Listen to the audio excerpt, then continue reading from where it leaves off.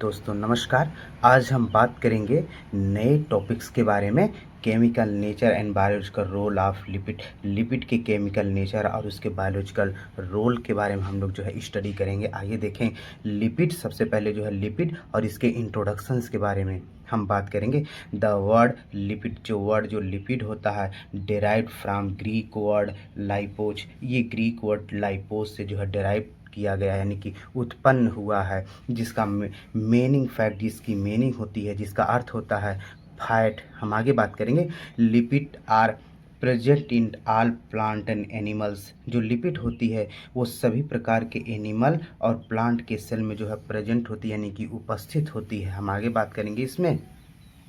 They are naturally occurring. ये जो है प्राकृतिक रूप से कहाँ पाई जाती है? वैक्स में, ग्रेस में और ऑयली ऑर्गेनिक जो कंपाउंड होते हैं वहाँ पर ये प्राकृतिक रूप से जो है पाई जाती है। And are known as oil and fat. हम इसको जो है ऑयल और फैट के रूप में भी जानते हैं। हम आगे बात करेंगे। Lipid are hydrophobic in nature. Lipid जो होती है वो हाइड्रोफोबिक नेचर की होती है। दैट इज, दूसरे वर्ड में कह सकते हैं कि हाइड्रोफोबिक नेचर किसे कहते हैं? Insoluble in water. जो लिपिड होती है वो जो वाटर में जो है इनसॉल्युबल होती है, but soluble in non polar solvent. लेकिन जो नॉन पोलर जो सॉल्वेंट होते हैं उनमें ये जो है सॉल्युबल होती है। वो कौन से नॉन पोलर सॉल्वेंट होते हैं हम बात करेंगे। Chloroform, benzene, ether, etc. ये सब जो है नॉन पोलर सॉल्वेंट होते हैं। इनमें जो है लिपिड क्या होती है? सॉल्युबल होती है। हम आगे बात करेंगे। They are a source of high energy value. ये जो है हाई एनर्जी वैल्यू का जो सोर्स होता है, कहने का मतलब होता है जो प्रोटीन और कार्बोहाइड्रेट होती हैं इनकी तुलना में जो लिपिड होती है वो सबसे ज़्यादा जो है एनर्जी जो है प्रोवाइड करती है हमारी बॉडी को।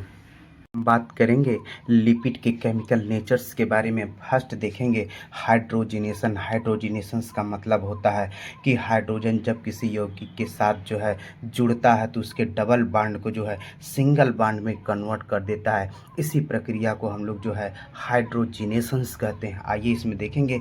इन दिस रिएक्शन, मतलब इस रिएक्शन में जो है अनसेचुरेटेड फैट, जो अनसेचुरेटेड जो फैट होती हैं रिएक्ट विथ हाइड्रोजन गैस। जब हाइड्रोजन गैस के साथ रिएक्ट करती हैं, यानी कि क्रिया करती हैं, in the presence of nickel catalyst, यानी निकिल कैटालाइट के प्रेजेंस में जो है हाइड्रोजन जो होती है जब अनसेचुरेटेड फैट के साथ जब जो है रिएक्शन करती है एंड कन्वर्ट, तो बदल देती है carbon carbon double bond to single. जो कार्बन कार्बन जो डबल बॉन्ड होता है उसको सिंगल बॉन्ड में जो कन्वर्ट कर देती है। इसी प्रक्रिया को हम लोग जो है हाइड्रोजिनेशंस कहते हैं। हम इसमें देखेंगे। ये देखिए वेजिटेबल घी होती है और ये जिसको हम लोग जो है अनसेचुरेटेड फैट कहते हैं। अनसेचुरेटेड फैट का मतलब होता है जिसमें कार्बन कार्बन के मध्य जो होता है डबल बॉन्ड होता है, उसको हम लोग जो है अनसेचुरेटेड फैट कहते हैं। जब वेजिटेबल घी के साथ हाइड्रोजन के प्रेजेंस में हाइड्रोजन गैस जब इसके साथ रिएक्ट करती है निकिल उत्प्रेरक के उपस्थिति में, तब ये जो है वेजिटेबल घी में कन्वर्ट हो जाती है। इनके बीच जो बॉन्ड होता है वो सिंगल सिंगल हो जाता है, जिसको सेचुरेटेड हम लोग कहते हैं, सेचुरेटेड फैट्स कहते हैं। सेचुरेटेड फैट का मतलब होता है कि कार्बन कार्बन के बीच जो बॉन्ड होता है वो सिंगल होता है। ये जो आर है तो है, ये आर जो होता है एल्किल ग्रुप को दर्शाता है। कहने का मतलब है जो कार्बन होता है इससे जो हाइड्रोजन और कार्बन की एक लंबी चेन जो है जुड़ी हुई है, इसको ये जो है आर एल्किल ग्रुप जो है इंडिकेट करता है। हम बात करेंगे दूसरे केमिकल नेचर के बारे में, हाइड्रोलिसिस। यहाँ हाइड्रोलिसिस का मतलब होता है जब कोई यौगिक जो है वाटर के संपर्क में आता है तो जो छोटे छोटे यौगिकों में टूट जाता है। इसी प्रक्रिया को हम लोग जो है हाइड्रोलिसिस कहते हैं। इसमें देखेंगे ट्राइग्लिसराइड आर हाइड्रोलाइज। जब ट्राइग्लिसराइड का हाइड्रोलाइज्ड होता है, यानी कि स्प्लिट बाय वाटर के द्वारा जब ये टूटती है इन the presence of strong acid और डाइजेस्टिव एंजाइम। जब जो है उसमें प्रेजेंट होता है स्ट्रांग एसिड हो या फिर डाइजेस्टिव एंजाइम जो है प्रेजेंट होती है, तब जो है 10 आगे क्या होता है, ester bond are broken down. जो ईस्टर बॉन्ड होता है यौगिक के मध्य वो जो है टूट जाता है। फार्मिंग क्या बनाता है, ग्लिसरॉल एंड 3 फैटी एसिड का जो है निर्माण करता है। हम यहाँ देखेंगे ट्राइग्लिसराइड जो होती है जब वाटर के संपर्क में आती है, प्रेजेंस ऑफ किसके प्रेजेंस में, लाइपेज, ये एक प्रकार की डाइजेस्टिव एंजाइम होती है लिपिड को पचाने के लिए। यानी कि ये कैटालाइट की तरह काम करती है। इसकी उपस्थिति में जो ट्राइग्लिसराइड जो होती है वो ग्लिसरॉल और 3 फैटी एसिड में क्या हो जाता है, टूट जाता है। कहने का मतलब है कि जो बड़ा यौगिक होता है वो अपने छोटे छोटे यौगिकों में टूट जाता है। इसी प्रक्रिया को हम लोग जो है हाइड्रोलिसिस कहते हैं। ये किसके प्रेजेंस में होती है, स्ट्रांग एसिड हो या फिर यह जो है वो डाइजेस्टिव एंजाइम हो। हम तीसरे जो है केमिकल नेचर्स के बारे में जो है बात करेंगे। आइए देखते हैं थर्ड, सैपोनिफिकेशंस के बारे में। इन दिस रिएक्शन मतलब इस रिएक्शन में जो होता है फैट और oil is heated with strong wet. जो आयल और जो फैट होती है हम लोग उसको जो है स्ट्रांग बेस के साथ जो है हीट करते हैं, उसका नाम है सोडियम हाइड्रोक्साइड। देखेंगे दिस रिएक्शन मतलब इस रिएक्शन में गिव, ये रिएक्शन क्या देता है, glycerol and the sodium salt. ये जो रिएक्शन जो होता है ग्लिसरॉल और सोडियम साल्ट देता है of the fatty acid over salt, sodium salt of the fatty acid, जिसको हम लोग जो साफ यानी कि साबुन कहते हैं। देखेंगे इसमें फैट और आयल जब दोता स्ट्रांग बेस के साथ जब रिएक्शंस करता है तब जो है एक glycerol plus salt of fatty acids का जो है निर्माण करता है, जिसको हम लोग जो है साबुन्स कहते हैं। इसी प्रक्रिया को हम लोग जो है सैपोनिफिकेशंस कहते हैं। हम अगले जो है केमिकल रिएक्शंस के बारे में बात करेंगे। रेनिसिडिटी, देखें इसमें रेनिसिडिटी इज़ द प्रोसेस।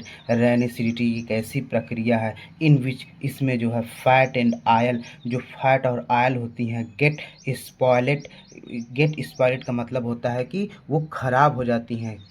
व्हेन जब कैसे खराब होती हैं, व्हेन जब they come into the contact with air light moisture व बैक्टीरिया, जब ये जो है हवा के संपर्क में, लाइट के यानी प्रकाश के संपर्क में और मॉइस्चर नमी के संपर्क में और बैक्टीरिया के संपर्क में आती हैं, जो ऑयल और फैट होती हैं क्या हो जाती हैं, खराब हो जाती हैं। इसी प्रक्रिया को हम लोग जो है रेनिसिडिटी कहते हैं। आइए देखते हैं, ये दो प्रकार की होती है। फर्स्ट ऑक्सीडेटिव, इसका मतलब होता है दिस अकर, मतलब ये कब पाई जाती है, व्हेन जब unsaturated fatty acid react with oxygen, जब जो है अनसैचुरेटेड फैटी एसिड जो होती है ऑक्सीजन से रिएक्शन करती है तो हम उसको जो है ऑक्सीडेटिव रेनिसिडिटी कहते हैं। सेकंड की बात करेंगे हाइड्रोलिटिक, इसमें देखें दिस अकर यानी ये कब पाई जाती है व्हेन जब unsaturated fatty acid react with water, जब अनसैचुरेटेड फैटी एसिड जो होती है वाटर से रिएक्शन करती है तब जो हाइड्रोलिटिक रेनिसिडिटी हो जाती है।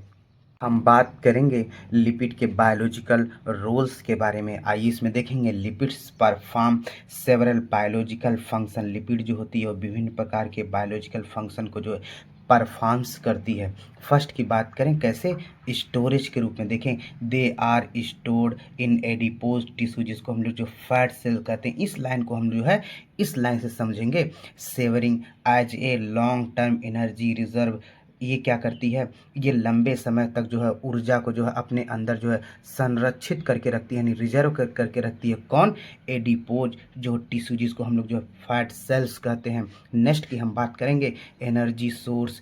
As energy source they provide 9 kilo calorie energy per gram as compare to the per gram of carbohydrate and protein.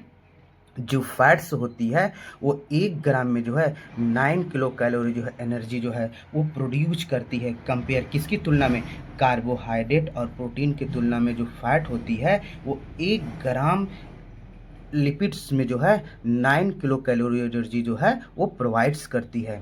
हम थर्ड बायोलॉजिकल रोल्स के बारे में बात करेंगे, सेल मेम्ब्रेन। आइए हम इसमें बात करेंगे।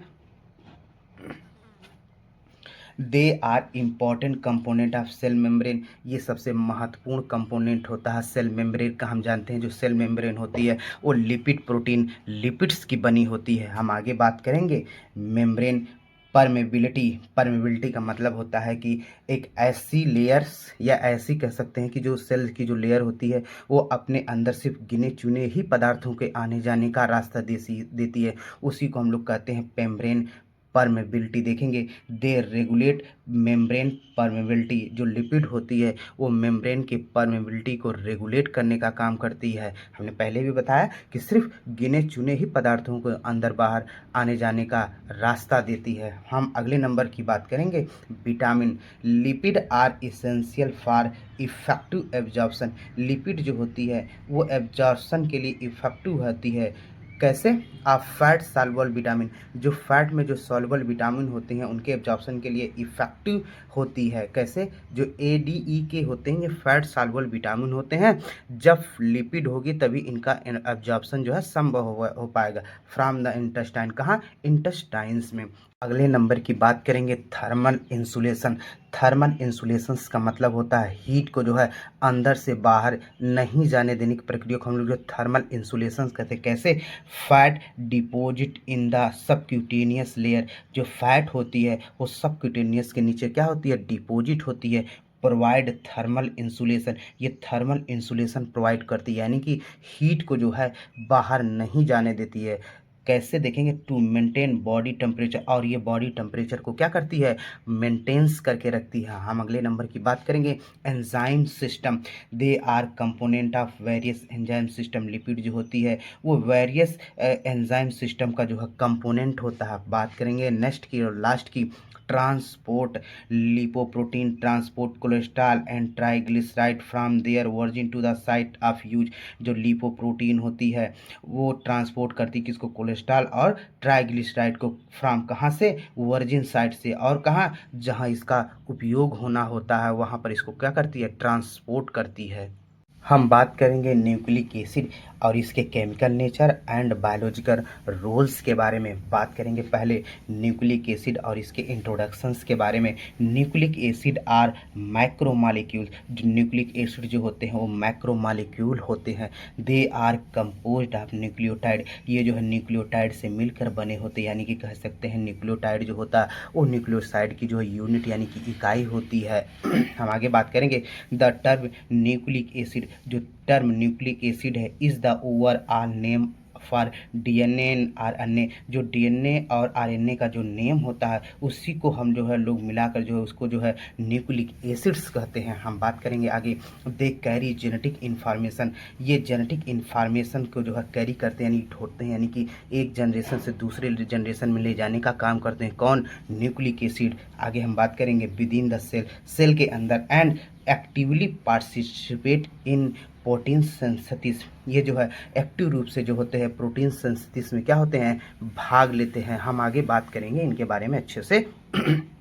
हम आगे देखेंगे नेक्स्ट लाइन में, nucleic acid are universally present in all cell. जो न्यूक्लिक एसिड होता है वो सभी सेल्स में जो है प्रेजेंट होता है। एंड और इवन इन वायरस, और वायरस में भी ये प्रेजेंट होता है। हम बात करेंगे नेक्स्ट लाइन की, Friedrich Miescher discover nucleic acid. एक साइंटिस्ट है जिनका नाम था फ्रेडरिक मिक्सचर। इन्होंने जो है न्यूक्लिक एसिड की जो डिस्कवर यानी खोज किया था। कब? 1869 ईस्वी में। हम आगे बात करेंगे, on the basis of presence of pentose sugar, यानी पेंटोज जो शुगर होती है उसके आधार पर जो है दैट इज माने वो कौन है? Sugar ribose and deoxyribose, and ribose और डाईऑक्सीराइबोज पेंटोज शुगर के आधार पर हम लोग इसको न्यूक्लिक एसिड को जो है R2 टाइप, इसको जो है दो प्रकार में जो है बांटते हैं। कौन कौन है ये देखेंगे, डीऑक्सी न्यूक्लिक एसिड जिसको DNA कहते हैं, और राइबोन्यूक्लिक एसिड जिसको RNA कहते हैं। DNA जो होता है बड़े जीवों में जो होते हैं उनमें ये जेनेटिक इन्फॉर्मेशंस का काम करता है, जबकि RNA जो होता है वो प्रोटीन सिंथेसिस का काम करता है। और RNA जो होता है वायरस में सिर्फ जो होता है वो जेनेटिक इन्फॉर्मेशन का काम करता है, और DNA भी जो है वायरसों में जेनेटिक इन्फॉर्मेशन का। अंतर क्या होता है कि DNA सिर्फ बड़े जीवों में ही जेनेटिक इन्फॉर्मेशन का काम करता है, RNA वहाँ पर जो है प्रोटीन सिंथेसिस का काम करता है। हम इसके जो है केमिकल नेचर्स के बारे में बात करेंगे। आइए देखें, ये nucleic acid consist of 3 part. जो है ये जो न्यूक्लिक एसिड जो होता है वो 3 पार्ट से मिलकर बना होता है। नेमली मतलब क्रमशः जो है कौन कौन इसके नाम है, पेंटोज शुगर, अब phosphate group, hydrocyclic nitrogen base. हम फर्स्ट की बात करेंगे इसमें पेंटोज शुगर। आगे देखें, 2 शुगर नेमली जो है इसमें 2 शुगर होते हैं। पहला DNA, इन DNA में the sugar is two deoxyribose. DNA में जो शुगर पाई जाती है उसको हम लोग जो टू डीऑक्सीराइबोज कहते हैं, जबकि RNA the sugar is ribose, जो आरएनए में जो शुगर पाई जाती है उसको राइबोज शुगर्स हम लोग बोलते हैं। हम नेक्स्ट केमिकल नेचर्स के बारे में बात करेंगे। फास्फेट ग्रुप देखें, the backbone of nucleic acid, जो न्यूक्लिक एसिड की जो बैकबोन होती है, जो रीढ़ की हड्डी होती है, वो कौन होता है? Phosphate group. स्टैंड, जो उसकी आधारशिला होती है जिसको स्टैंड कहते हैं, इज फॉर्मेट किसकी बनी होती है? By A repeating chain of sugar and phosphate group. यानी रिपीटिंग चेन का मतलब होता है कि शुगर के पास फास्फेट, फास्फेट के पास शुगर, शुगर के पास फास्फेट, इस तरीके से इसको रिपीटिंग चेन कहते हैं। हम अगले केमिकल नेचर्स के बारे में जो है बात करेंगे। हेट्रोसाइक्लिक नाइट्रोजन बेस, जिसको न्यूक्लियो बेस कहते हैं। आइए इसमें हम बात करें, देखें कि न्यूक्लियो बेस कौन होते हैं। देखें डीएनए में अगर हम बात करेंगे तो न्यूक्लिक बेस एडेनिन होता है, गुआनिन, इसको मिला के जो है हम लोग जो है प्यूरिन्स कहते हैं। और इसमें होता है थायमिन और साइटोसिन, जिसको हम लोग मिला कहते हैं, एक क्लास बनता है जिसको हम लोग जो कहते हैं पिरिमिडिन्स। आरएनए की अगर हम बात करेंगे, इसमें जो होता है एडेनिन होता है और गुआनिन होता है, जिसको हम लोग प्यूरिन्स कहते हैं। और यहाँ डीएनए में जो थायमिन होता है, जबकि इसकी जगह पे क्या होता है? यूरेसिल होता है। और फिर इसके बाद होता है साइटोनिन, जो है नाइट्रोजन बेस होते हैं, जिसको हम लोग है पिरिमिडिन्स कहते हैं। ये हो गए chemical nature of nucleic acid. बात करेंगे डीएनए के बायोलॉजिकल रोल्स के बारे में। हम जबकि जानते हैं कि न्यूक्लिक एसिड जो होता है वो दो प्रकार का होता है, डीएनए और आरएनए। इसलिए सबसे पहले हम लोग जो है डीएनए के बायोलॉजिकल रोल्स के बारे में जो है बात करेंगे। फर्स्ट देखेंगे जेनेटिक इंफॉर्मेशन स्टोरेज। डीएनए जो होता है वो जेनेटिक इंफॉर्मेशन को यानी सूचनाओं को जो है स्टोर करके रखता है। कैसे? The primary role of DNA, जो प्राइमरी रोल होता है डीएनए का, is the long term storage of information. ये लंबे समय तक जो है इंफॉर्मेशन को जो है स्टोर करके रखना। किसका? डीएनए जो है इंफॉर्मेशन को जो है लंबे समय तक जो है स्टोर करके रखती है। सेकेंड की अगर हम बात करें, रेप्लिकेशन एंड हेरिडिटी। आगे बात करेंगे, रिप्लिकेशंस का मतलब होता है द्विगुणन, हेरिडिटी मतलब होता है आनुवांशिक लक्षणों का। कैसे? फॉर लाइफ टू कंटिन्यू, माने जीवन को जो है लगातार चलाने के लिए जो है genetic information must be passed from one generation to the next. यानी कि जो जेनेटिक इंफॉर्मेशन होता है उसको एक जनरेशन से यानी कि एक पीढ़ी से दूसरी पीढ़ी में भेजना जो है आवश्यक हो जाता है। कैसे? रिप्लिकेशंस के द्वारा। हम बात करेंगे नेक्स्ट नंबर की प्रोटीन सिंथेसिस। देखें, जिसको जो सेंट्रल डोगमा कहते हैं। देखें, DNA does not build up the body directly. DNA जो होता है वो बॉडी को डायरेक्टली जो है बनाने का काम नहीं करता। इट प्रोवाइड द कोड, ये जो है कोड एक प्रोवाइड करता for protein synthesis, protein synthesis के लिए। जबकि प्रोटीन सिंथेसिस का काम कौन करता है? आरएनए। आरएनए इस कोड को पढ़ के जो है प्रोटीन सिंथेसिस का काम करता है। नेक्स्ट की अगर नेक्स्ट नंबर और लास्ट नंबर की बात करेंगे, इसमें regulation of metabolism and development में डीएनए जो होता है मेटाबॉलिज्म और विकास को जो है रेगुलेट यानी नियंत्रण करने का काम करता है। देखेंगे DNA control the biological time. DNA जो होता है बायोलॉजिकल टाइम को जो है कंट्रोल करना ऑफ एन ऑर्गेनिज्म, और सभी ऑर्गेनिज्म यानी कि कब सोना है, कब जागना है, कितनी मात्रा में जो है एंजाइम जो है निकालना, हार्मोन निकालना है, ये सब जो है कौन कंट्रोल करता है? डीएनए जो है कंट्रोल करता है। बात करेंगे आरएनए के बायोलॉजिकल रोल्स के बारे में। आइए देखते हैं प्रोटीन सिंथेसिस, यानी इसका पहला काम क्या होता है? Protein synthesis. कैसे?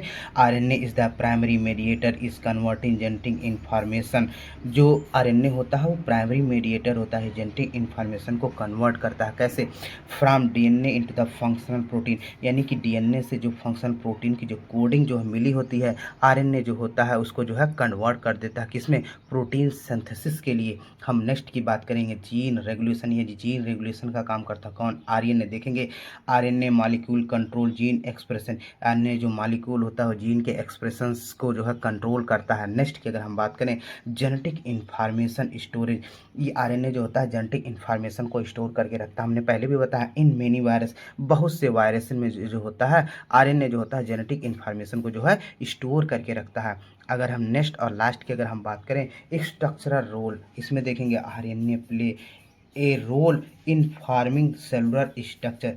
आरएनए जो होता है वो सेलुलर स्ट्रक्चर को जो है बनाने का काम करता है, सच है जैसे with in the nucleus, nucleus के अंदर।